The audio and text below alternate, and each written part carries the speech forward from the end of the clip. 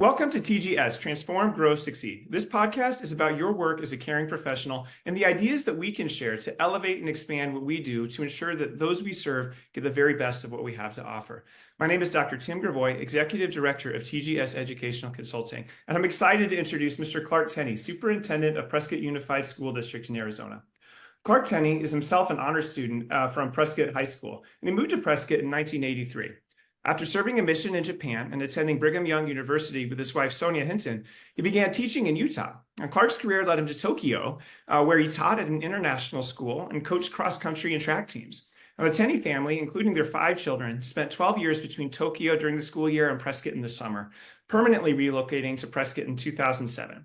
And Clark taught U.S. history, government, and Japanese at Prescott High School, and has also volunteered with the Boy Scouts and held leadership roles with his church.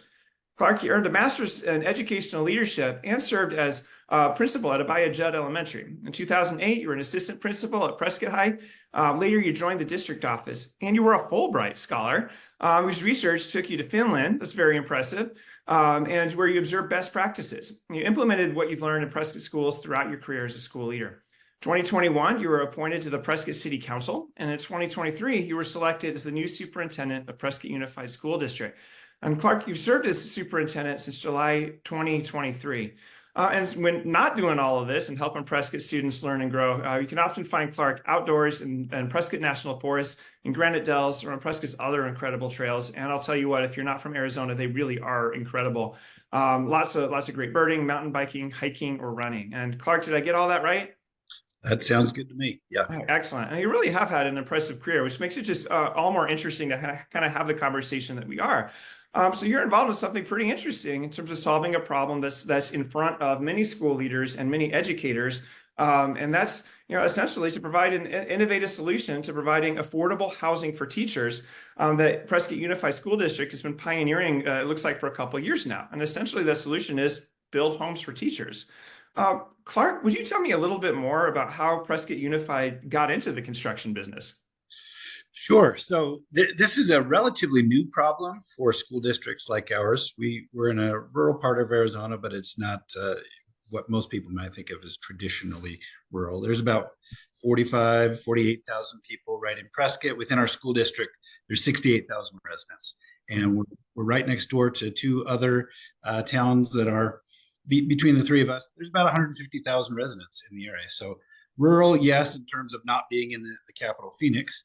But not, it's not like there's 4 cows and a goat and 2 farmers living near us. There traditionally has been plenty of housing and relatively affordable housing for our teachers. About 8 years ago, our Yavapai County Education Service Agency folks came to us and said, there's been a new state law passed. You can do what districts on the Native American reservations and other very rural parts of Arizona have done for some time. You can build teacher housing if you'd like, and subsidize teachers' housing. Are you interested? We said flat no, absolutely not.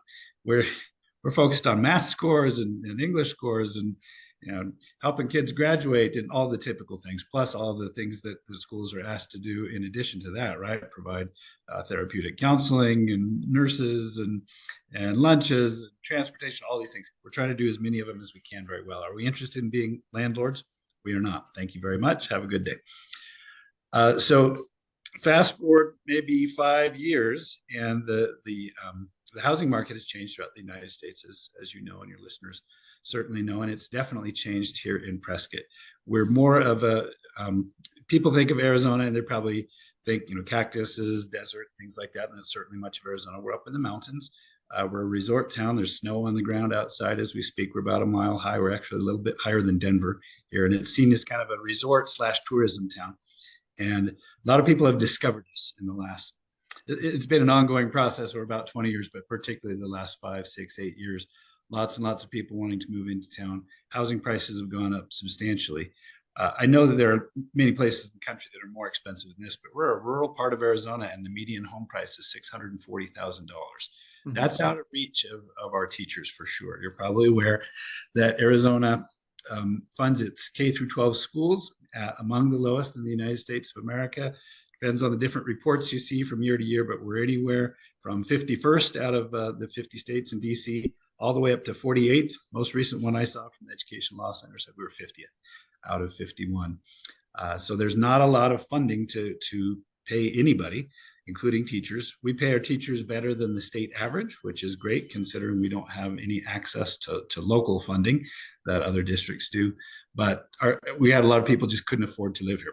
I've been the human resources director in our district the last couple of years prior to becoming our superintendent. And this kind of scenario I'm about to describe played out many times, unfortunately, over the last few years. We're looking, say, to get a middle school math teacher. And we're in Arizona to begin with. Arizona goes wanting for teachers often. There are about 2,800 teaching positions in Arizona currently not filled as we speak. It's January 16th. We're in the middle of the school year. There are hundreds and hundreds of unfilled teaching positions. That means that there are districts all over the place that are combining classes and having administrators or coaches or other personnel come. They're going with long-term subs throughout the year. We're very fortunate here in Prescott. We've been bucking that trend. We don't have any unfilled teaching positions, but it's much harder to recruit than it used to be. When I was the principal at Avaya Judd Elementary School not long ago, 6-7 years ago, we would post, say, a third grade teacher position, and we'd have 25 people apply for it, and 15 of them would be stellar, and we just have our choice, and we could get anybody we wanted. These days, that's a little bit harder to do, and particularly, I'll go back to our middle school math example that I was starting to give. Middle school, hard to recruit for to begin with. Well, Arizona, right? And middle school in Arizona, and a math teacher in middle school in Arizona. That's pretty hard. We're lucky if we get maybe 2 applicants. So if we get 2 applicants and one of them is great, we're super excited. And oftentimes those folks are excited as well. Prescott's got a good reputation. Our test scores are solidly in the top tier of Arizona. It's a great place to live. Like I mentioned, we pay a little bit above the terrible average for teachers in Arizona. And people are interested in coming here. We have people who have relatives in town. Oh my gosh, my sister-in-law lives there. I've been to Prescott 4 times. Love it. Can't wait to move there. So let's say we offer the job to Mr. Smith from Missouri. And he's super excited about relocating to Arizona, where he knows that in general, housing prices are a little lower than much of the rest of the United States. And he's all ready to come. And we say, terrific, this is how much we're paying you. He says, great, I'll see you on July 10th. I'll be there. We'll sign the contract, etc. Well, too often over the last several years, Mr. Smith has called me back 4 days later or 10 days later and said, oh my gosh, I am so sorry. I had no idea how expensive it is to live there. I can't do it. And they'd back out. And we'd say, oh, well, dang, that's too bad. Well, 6-8 years ago, we'd call up the second candidate or the third candidate, and they're all great. And we'd offer it to somebody else, and it was okay. Anymore, that's just not the case. If we have 1 or 2 great candidates, we're happy. And those people are gone by the time we call them back. So giving people 11 days has not been enough time for them to find a suitable place to live. It's not like nobody can live here, of course, right? We've got 450 plus employees. They all live in the area. They found a way to make it work. But with a week or a week and a half to make that work, people have not been able to. So that kind of sets things up. Our teachers can't find a place to live. We're losing out on good candidates. And we'd reach back out to the second candidate and they'd say, oh, sorry, yeah, no, I took a job down in Phoenix and we're stuck. That's happened too often, frequently, and recently. So we thought to ourselves, we've got to do something about this. So when our Yavapai County Education Service Agency came back around to us here about 2 years ago and said, are you interested in the teacher housing piece? Other districts are doing this more and more. And we might potentially have a grant of up to $500,000 to help you out with that. We said, yeah, we're interested. Let's take a look. We don't want to be landlords, but we've got to be landlords if we're going to get good people to teach our kids, right? Math and English and science, those are our primary concerns, but we've got to find a way to bring good teachers here. And so we applied for a grant. We were successful in being awarded that grant. So it's a matching grant of up to $500,000 came through the federal government and through our state and the county to us. We were fortunate to be awarded that. And then we started looking around and we said, okay, how can we pay for this without taking money away from teachers? The idea is we're not paying teachers enough to live here. So let's not take some of the little bit of money we have and put it into something that only benefits a handful of teachers each year. How can we do this? Like a lot of states, Arizona puts a lot of strings on the little bit of funding that we do have. And so there are 46 different pots, literally 46 different pots of money that some of them have $15, some of them have $15,000, but they can only be used in a certain way. And some of that money can only be used for building construction. We had some schools that fell out of use a few years ago. We sold, and so the money available from those schools was put in that pot can only be used for new construction. We're not in that mode at this point. We're growing marginally, but we're not growing large enough that we're looking to build a new school anytime soon. So that money was available to us. The grant money was available to us. And then we got creative and we talked with the city of Prescott. And we knew that they were having a similar problem recruiting people, professionals with similar salaries, policemen and firemen particularly. And we knew that they were looking for creative solutions, looking into workforce housing. And we said, hey, would you like to partner with us in this? We're looking at a situation where we might be able to build some small homes.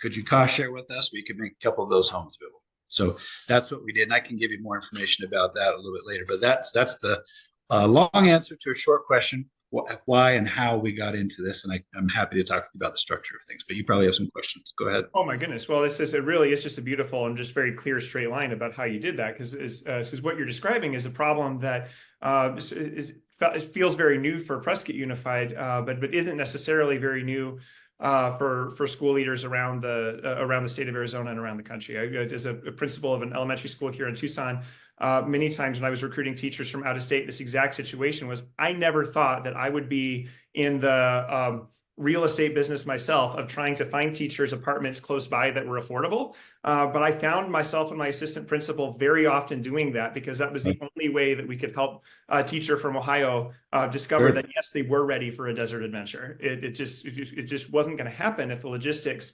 underneath it didn't get figured out first. And I guess what I'm really just impressed with is, on one hand, at first you started this process, it sounds like there's a real discipline in, no, we are a school. We're already seeing our mission expand and expand and expand in terms of the kinds of needs we're getting our arms around. We are becoming landlords as well is very much out of our wheelhouse. This needs to be someone else's issue.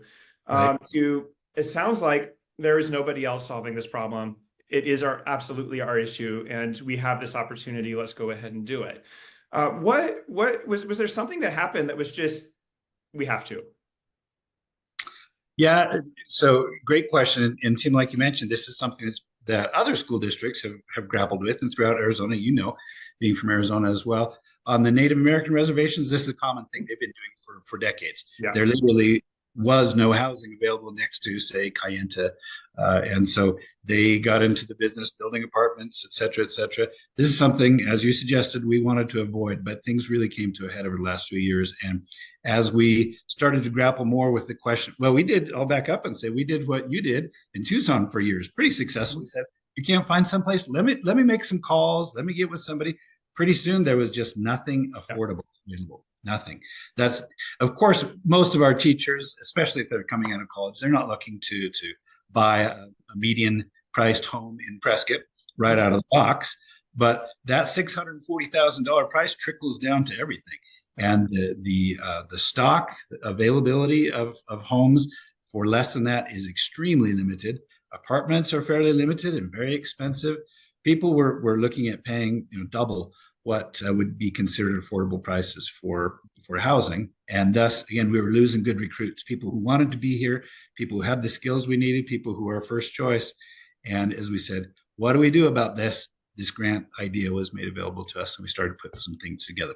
We're fortunate as well. We don't need to be directly in the landlord business, or at least the property management business, the way that we thought we would be. I can talk with you a little bit more about that later if you'd like as well. Yeah. Another community partner stepped up and is helping us out with that. But yeah, so that's the kind of perfect storm.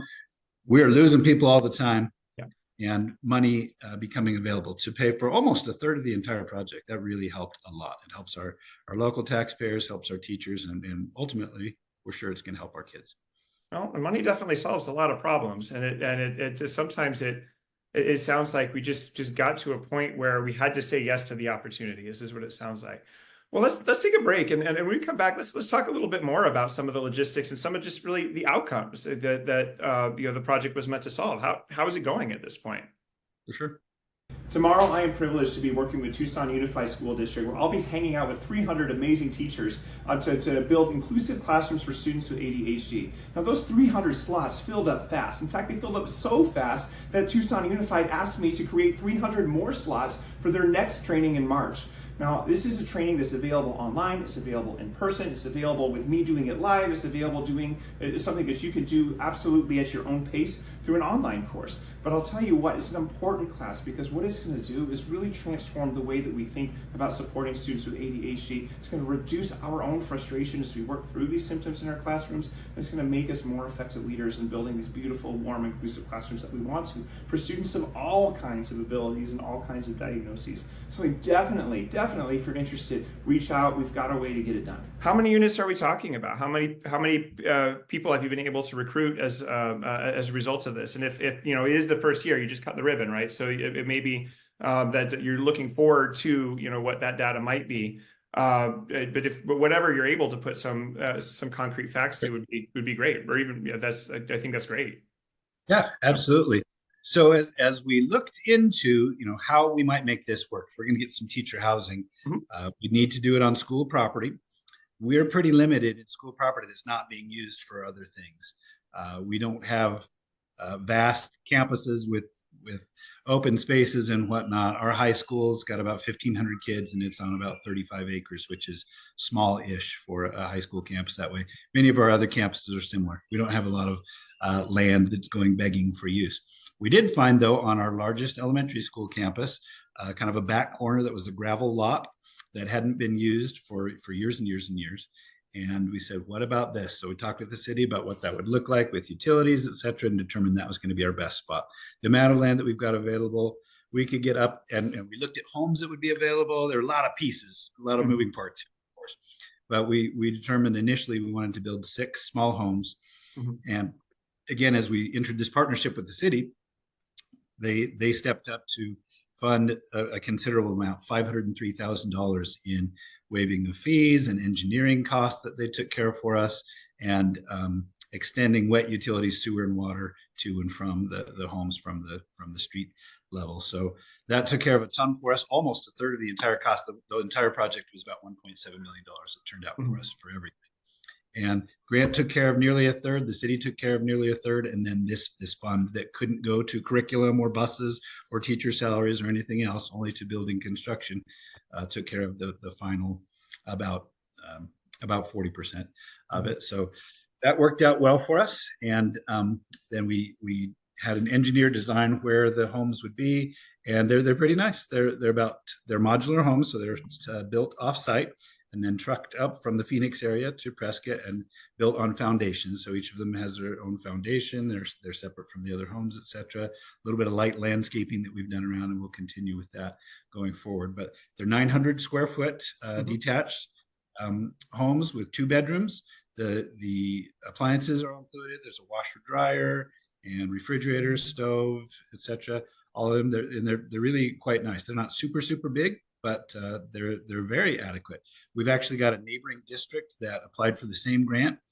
Each of the districts can do whatever works for them. They built 10 homes with roughly the same amount of money, but they're much smaller. They're about a 400 square foot little kind of studio thing where everything's in the same room. We went with something that could house a little bit more, be a little bit more flexible for our folks. But at any rate, built 6 of those. 4 of them are set aside for a school district. Like I mentioned earlier, 2 of them are for the city of Prescott. They're super excited. They've already got 2 brothers that are currently going through our local police academy that will be working for our city here in the next month or so, that are they've spoken for one and are planning on moving in together to that. That actually is serendipitous in multiple ways. First of all, we're helping the city, which helps us. We're helping the city be safer, which helps us. There's the cost sharing piece with the city, of course. We also, as we initially looked into this, got a little bit of pushback from some neighbors. They didn't want a mobile home park in their neighborhood. It's actually quite an old neighborhood that the school, where this site, calling it our teacher village, where the teacher village on the Taylor Hicks Elementary School campus is. So it's Taylor Hicks Teacher Village. Anyhow, some of the neighbors were excited. They said, fantastic, what a great creative way to help your teachers. We had some other pushback from the community. Why are you offering subsidized housing? Why don't you just pay your teachers more? We can talk about that here in just a minute if you'd like. Mhm. But some neighbors were concerned about, who's going to be living there, and is it going to be mobile home park-esque, so to speak? And when we let them know, now we're going to have 4 professionals, teachers, and then we're going to have police officers and firefighters right next door to you in brand new homes that will be the newest homes in this neighborhood by 40 years. Most of the opposition went away immediately. People started to be pretty excited about that. And so we're grateful on that level as well. It helps our schools be a little safer, certainly helps our town be safer, and helps out the city as they help us out. So it's a great partnership. They're excited about that. And it's brought us some good press that way as well. So we've got the 6 homes built. About 3 weeks ago, we did our ribbon cutting for them, and they're available for rental now. Now, the idea going forward, Tim, is that we're going to use them as a recruiting tool. Okay. Like I mentioned, we don't want to be in a situation where the next middle school math teacher says, can't find a place to live. And we say, oh, sorry, it's already occupied by a bus driver who's worked for us for 18 years. So the leases will be for 1 year. We are subsidizing them heavily. There aren't any new 900 square foot detached homes in Prescott. But if there were, our real estate experts that we work with tell us they'd be going for about $2,500 a month for rent. We're setting the rent at $1,200 to start with, which is not only just under half of what the market rate would be here in Prescott. It also turns out to be about 29% of what we pay a brand new out of the box teacher from college. So by all measures, that's affordable housing. Is it heavily subsidized so that some people are getting a distinct advantage that others are not? Well, we tried to avoid that. We're trying to balance several different pieces with it. So anyhow, that will be the rent going forward. But to start with, because the houses are only available for about 5.5 months here before they need to be vacated, to use them as a recruiting tool over summer, we opened it up to all the employees of our school district. And we said, hey, we know most of you are already living, in a home. Like I have a home. There's no way I'm going to say, yeah, we move out of my house to move into a 900 square foot apartment for a few months. Yeah, there you go. But we did have several people who said, absolutely. My housing situation is flexible enough. We're actually offering it for a substantially reduced rate. I think we're offering them for $800 a month, just for this first little bit, because it's not even a year lease. It's about a 6-month lease for these folks. And we filled 3 of the 4 already. And we've got interest in the 4th one, even though it's a very short term, like I say, about a 5.5, 6 month rent is all. So they're already being used by our district employees, 2 teachers and actually a bus driver, and the other one's vacant. Got 2 policemen coming online soon, and the city of Prescott is looking into who they will offer the other one to. So what I think is really interesting about that, or at least what's really striking to me, is that many times when I'm working with schools and school districts, the work that I often talk about is you're quite literally doing too much. You are doing stuff that you cannot do. You are not equipped to do. And one of the things that really is striking me about this is, on one hand, you find yourself in a landlord business that most school districts would avoid as much as they possibly could. They would really want to focus on the teaching and learning. However, it's clearly a teaching and learning issue at this point. But what you've also done is structure the system such that, okay, the house might get you here, but it's not solving the housing. We're not intending to solve this housing problem for the entirety of your career in Prescott. We're solving the right now issue of how do you discover the best place to live and kind of get your bearings in the city. And then from there, that responsibility goes back to really where it ought to be, and that's the person themselves. How did kind of like the you can be here for a year thought come about? Well, great question. And Tim, you mentioned a couple of things that I want to comment on really quickly. The city is super excited about this. They've got a workforce housing committee that's looking at how do we solve this? We need nurses in town. We need teachers in town. We need policemen. We need firemen. We need people to work in our service industries. And there's no place for these people to stay. What do we do about this? They're very excited about their partnership. They see this as kind of a proof of concept piece. It's a 2 government entities that are partnering with each other, but they see going forward maybe private-public partnerships to take a bite out of things. So you're right. Are we flipping the Prescott housing market on its head with this? We're absolutely not. We're not solving the problem on a broad scale, but we are taking a bite out of the problem, and it's been an exciting thing for folks in that respect. You're right as well that it solves a short-term problem for people. It's not going to reduce costs in the overall Prescott housing market in any substantial way. But instead of people having 11 days to find a place to land, now they've got 11 months to find a place to land. They can look at our neighboring communities and see how far would it be to commute from, say, Dewey or Paulden or Chino Valley or Prescott Valley or whatnot. Are there can I find an apartment that's available for a cost that makes sense for me? Or is there a home someplace? Do they make contacts in town that help them? Like I say, every one of our employees heretofore has found housing that works for them. This just gives new folks that we're bringing to town more of an opportunity to find something that works well for them. But as you suggest, it's not intended to be a long-term solution. It's just the 1 year. How did we land upon that? We felt very, very strongly that we wanted to give people, like I say, a landing spot, but not a permanent handout. A place that they can save some money in the meantime, right? If something similar would have cost me $2,500 and I'm only paying $12, well, that's $1,300 a month that I can squirrel away for a down payment or for a rent deposit or whatnot going forward. So it helps me financially, but again, it's the gift of time that we're giving people to hopefully stay with us for long term. We're also looking at renting these only to our contract employees, so primarily teachers, but if we had an educational psychologist or an occupational therapist or a principal even that said, yeah, I need some housing help to start with, great.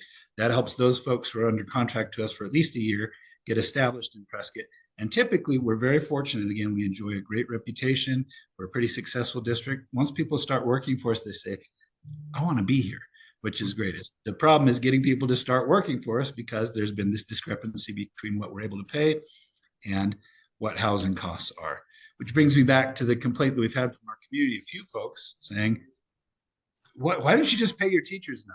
So I want to talk about that. Let's take a break and let's talk about that when we come back from break, because that is probably the most obvious criticism of any such plan like this that I've seen, and the first one that comes by. So, let's take a quick break, and when we come back, let's talk about that. Why don't you just pay your teachers a living wage so they could just afford housing that's already available? Creating inclusive classrooms for students with ADHD is the perfect short online course to learn how to transform the school experience for students with ADHD and to enhance your ability to support their learning. You'll discover evidence-based strategies to improve the social, emotional, and academic success of students with ADHD, even without formal treatment plans or special accommodations. By the end of this course, you'll have an in-depth understanding of ADHD and its impact on learning, how to advocate effectively for students with ADHD, learn how to provide frequent prompts and positive feedback, some amazing strategies that'll reduce unhelpful behaviors and encourage helpful ones, and respond to symptoms of ADHD in a way that enhances connection, reduces teacher frustration, and boosts student success. It's an amazing course, and I hope to see you there. Well, Clark, I really appreciate you talking about this. And, before break, we were just talking about just the logistics of recruiting folks and kind of how the idea of the housing would be for a year to give folks the gift of time, like not a permanent solution, but the gift of time to figure out how they were going to continue working for an amazing school district that you clearly love to lead for your long term, but how are they going to solve that problem for themselves? And just to provide, more than 11 days, but 11 months to do that. Well, I'm wondering then, one way to solve that problem is just pay teachers enough to live in Prescott. Why get into the business of constructing affordable housing if that seems like the most direct way to answer the issue? It's a great question, and I love the question because it shows people are thinking. We would prefer not to be, obviously, landlords. We would prefer not to be offering subsidized housing to certain staff members and not to other staff members. Mm-hmm. There are things about both of those scenarios that aren't ideal. What I've told people is if you can get the state to increase our budget by 10 to 15% every year, I can do that. I can pay all of our teachers enough money to afford to live in Prescott, according to what the federal government says is affordable in terms of a percentage of their salary. I would love nothing more than that, to pay all of our teachers more. When we've gone to our local folks for overrides, for budget overrides, most recently, they've told us flat, no, we're not doing that. I already paid for my kids when I lived in California, and now I've moved here. I want to retire and have low taxes. Nobody wakes up in the morning wanting to pay more taxes, but it's particularly the case here in Prescott. We tend to be fairly conservative in that respect. And so the state, as you know, funds us at a minimal amount and sort of expects local folks within the district, if they want to see more for their schools, to add on through what we term euphemistically here in Arizona budget overrides. Mm-hmm. We can add up to an additional 15% if local property taxpayers are willing to do that. And for 80% roughly of children in Arizona, their local districts have citizens of our local districts have stepped up and said, I'll do that. When I was growing up here in Prescott, we always did that. Always did that. We had enough money to function for sure. Arizona was about 29th in the nation for funding back then, and now we're 50th, like I say. But our local community stepped up and said, yeah, absolutely. Our kids deserve to have more than just that minimal amount, and we did well financially. Now it's a real struggle that way, and so we're in a different situation. We simply cannot afford to pay our bus drivers as much as bus drivers get paid nationwide. We can't afford to pay our principals as much as principals get paid nationwide. I'm one of the lowest paid superintendents of a district this size in the United States of America. It's just the reality of living in Prescott. So would I like to pay all teachers more? Absolutely. Give me another $5 million a year, and I'm all over that. But short of that, we need to look for more creative solutions, and that's what we found in this case. So it's almost as though there's I do another professional development for teachers, and it's all on just addressing moral injury. Like when you find yourselves in a situation where you're expected to do a thing, but you're not equipped with the resources you need to do the thing that you're expected to do, to care for the people you're expected to do. And it almost sounds like this was an example of that, where yes, obviously we have to pay our employees, a wage that is commensurate with their experience and with the expenses of living in this place. No, there is no one providing that in the way that it happens nearly anywhere else in the country. And one way that we talk about in that course of addressing that moral injury is to take direct action and solve the problem. Like do something then that directly solves the problem, at least in some small way. And it sounds like that really just that's what you did. That the district found itself at a point where there's not $5 million a year extra to do. There just isn't, and we don't have any expectation that there's going to be anytime soon. This problem is still here. We can either choose to do what a lot of folks do and just kind of accept it as a situation out of their control. But what you chose to do is, well, actually, we probably could. We have this money coming from your local education service agency in Yavapai County. You have this other matching grant coming from other spots. The model's been done before on other tribal lands here in Arizona. Let's give this a try and see if it works. So you've got some folks already like who are signing up to go ahead and rent these spaces right now. And one of the things that you did talk about was just sort of it's great to be able to have this recruiting tool and provide some affordable housing to teachers as you want to recruit for positions. And my goodness, wouldn't that be an amazing tool for a principal to have at their disposal when they're interviewing potential candidates? But on the other hand, you talked a little bit about how it kind of creates a bit of inequity with some folks are getting subsidized housing and some other folks are not. Has your staff, is that an issue that your staff has talked about? Or is that kind of like where do conversations around that difference come up? Yeah, great question. Well, Tim, I appreciate the way you framed it as well in terms of problem solving. I hadn't thought of it in those terms. We just said, hey, something's got to be done. And we had some opportunities presented to us. And so we went after it for sure. Again, I'd love to, at its core, I would love to pay everybody more. We're already doing about what we can. Like I say, we're not only is Arizona toward the bottom of the nation, but Prescott, because of the total lack of local funding and because we don't qualify for additional funding, say like schools on the reservations do from the federal government, we're 15th from the bottom of all districts within Arizona in terms of our funding. So we're running lean and mean here already. People say, hey, just pay more to your teachers. And I ask, where is that supposed to come from? Among our sister districts, our districts with similar size and whatnot, we spend the highest percentage of our budget in the classroom of any district in the state already.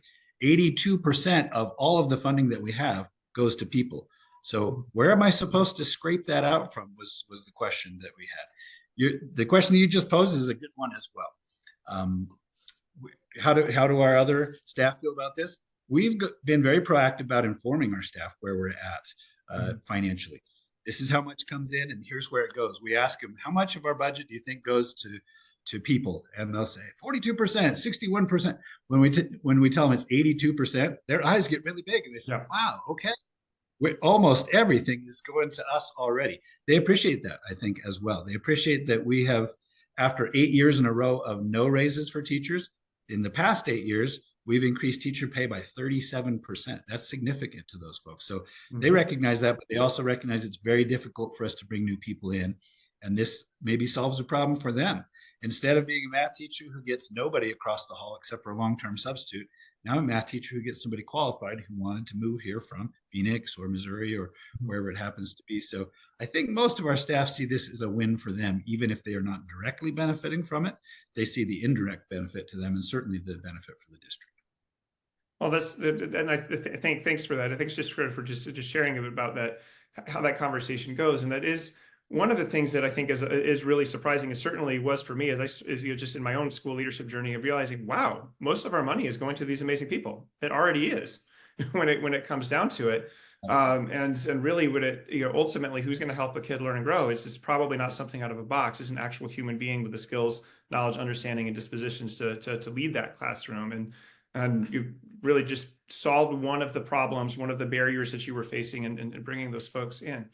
Well, what I'd like to do, if we can, let's take one last break. And when we come back, what I would love to do is just kind of think about, okay, with specifically with related to teacher housing, or just in general with the idea of what I think I'm wondering mostly about is you've solved a problem that everybody else, not everybody else, but most school leaders would have considered to be just unsolvable. Like it's just a feature of the landscape that they're in terms of recruiting.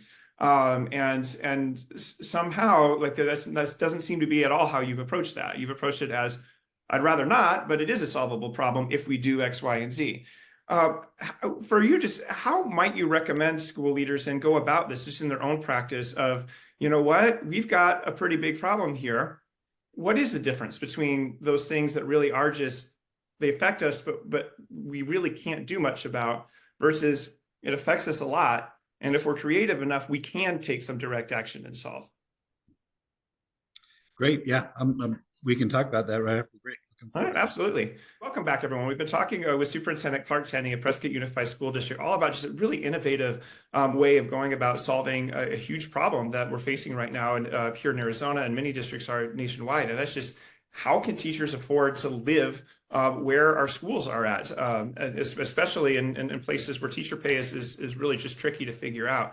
Now, one of the things that I'm struck with is if I read 100 books on school leadership, 99 of them are going to say it's really important for the school leader to separate, to know and understand the difference between problems that are solvable and within our control, and problems that are not solvable and not within our control. And I would imagine that most district leaders would say that the problem of housing is largely out of their control. Now, you decided differently, and there's some different circumstances that you talked about that led to that decision. Originally it was a flat no, as I recall it. No, we don't want to do this, but circumstances changed and brought you as a leader to a point where no, this actually is something that we can do something to solve. How might you recommend folks in your role think through which issues really do need to be assigned to the out of my influence pile? And which issues, it's going to be hard, but if we solve it, it's going to matter. Yeah, great question. I really appreciate you asking that as well. I want to be clear and say that I don't see this as a problem that we have solved entirely, right? But we've taken a good bite out of it, I feel like. And I think that was one of the keys, Tim, whether it's this housing issue or other issues that we as school leaders face, to not see something and say, that's so big, we can't do anything about it. Mm-hmm. I don't have to have the full answer. I don't have to get myself to 100% of resolving that issue before I start to tackle it. And that's kind of how we felt about this. Mm-hmm. It is true that as we ruminated on that concept, that opportunities presented themselves in terms of the grant that we had, et cetera. Not everybody's going to get that right away, but I'm very hopeful that with this, again, proof of concept being successful, we hear from the powers that be that more grants of this nature will come available. In our own case, what does that mean for us? Well, we have 215 teachers and we have 4 houses available for them. Mm-hmm. Is there more room for this kind of thing in the future in our district? We're looking at that. We're looking at several different options. There's actually room for 2 more houses on the site we're at. There's maybe another site that we could finagle. We're looking at partnerships with the city. And so that kind of thinking, I think, is what I would suggest to other school districts. Again, what is your problem? Frame it for yourself. Don't feel like you have to have the resources to completely solve it before you start to tackle it. That's kind of where we were at. And then we were very fortunate to be able to reach out to local partners who said, yeah, we have a similar problem. We'd like to work with you to solve that together. And or they said, we recognize how important our school is to the strength of our community. We'll help you. So we had a great engineering firm who dropped everything and hustled to get through some great engineering plans for us. Arizona Public Service reached out and did some things on a time frame that was unusual for them. City of Prescott, like I say, partnered with us in a huge way and will be for the next 3 decades doing this. We're looking at additional properties that they own that they might lease back to us, et cetera. So there's a lot of things that way. And then I have to mention as well, there's an organization in town called Rent Right Prescott. They're property managers.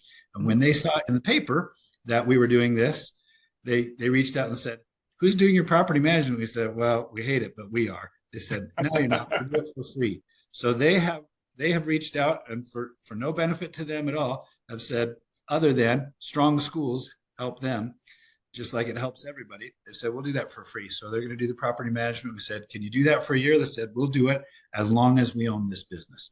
So we love that. It's great that a lot of people stepped up. They recognized the problem with us and they said, we'll help you solve that. So it sounds like really that this is the main things that I'm taking from that are, number one, just don't think that you have to solve every last aspect of the housing market in Prescott before you do something. And then the second, you've got probably allies and helpers who are only too happy to jump on if they just have an opportunity to be asked. And just being willing to take yes for an answer when yes showed up sounds like a really big instrumental part of this project.